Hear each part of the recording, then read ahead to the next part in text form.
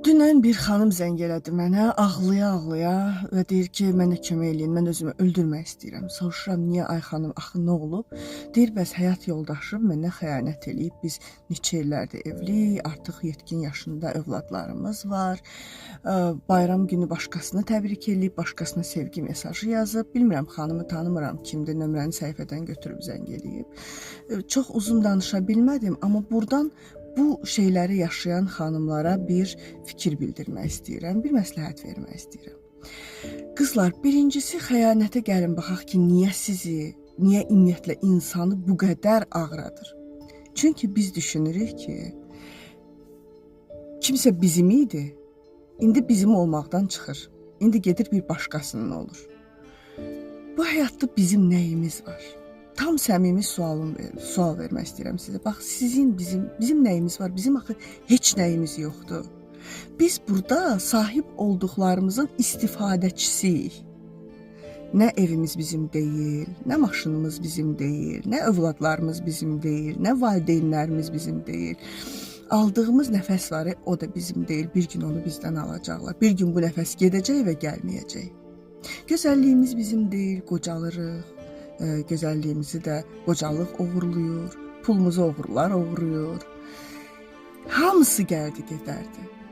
Və bu gəldi gedər bir dünyada nəyinsə sahibi olmaq illüziyası, xəyalı sizə özünüzü biraz güvəndə hiss elətdirə bilər ki, ha bu mənimdir, şükür Allaha yenə evim var. Yox, gecə ilə bir dənə yanğın düşdü, evin yandı. Sabah heç nəyin yoxdur. Şükür maşının var, getdin şükürə, getdin qəza keçirdin. Düşdü sənin o 50-60 minlik, 100 minlik maşının qəzaya, içindən də hələ sağ çıxdın, çıxmadın, o da bilinmir. Nə qədər görürük yolda biz bu hadisələri. Biz riskləri gözə ala-ala yaşayırıq. Həyat yoldaşın deyirsən mənimdir, yox sənin deyil, hardan sənindir? Dünən səni sevə bilərdi, ola bilərdi, indi 10 il bundan qabaq, 15 il bundan qabaq, 20 il bundan qabaq. O vaxt elə hiss eləyirdi, elə də deyirdi, elə də evləndi məsələn. İndi hissləri dəyişib, yaşı dəyişib, dünyaya baxışı dəyişib, sənə baxışı dəyişib və yaxud sənin ona baxışın dəyişib. Hisslər gəldi, gedərdi, keçicidir. Bu həyatda hər şey keçicidir. Övladların dünənə qədər balacaydılar, sənə möhtac idilər.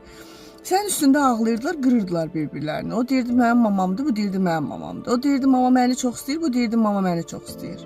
Sabah böyüyürlər, evlənirlər, deyirlər ki, arvadına atam da sənsən, anam da sənsən. Qızlar da elə, həmçinin. Deyir, atadan, anadan yar şirin olur. Eşitmişsiniz yəqin ki, böyle bir mahnı var idi, uşaq vaxtı eşitmişdim. Yəni biz heç nəyin və heç kimin sahibi deyilik. Sahibi deyiliksə, niyə bu bizi belə incidir? Bunun üzərində bir düşünün.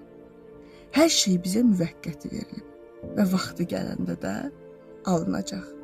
Ona görə bunun üçün üzülmək əvəzinə, bunu böyüdüb bir tragediyaya çevirmək əvəzinə, bir dramaya çevirmək əvəzinə, siz bu reallığı sadəcə olduğu kimi qəbul eləyin və insanlara, əşyalara, heç nəyə layiq olduğundan artıq dəyər verməyin ki, sabah onlar sizin əlinizdən çıxanda üzülməyəsiniz.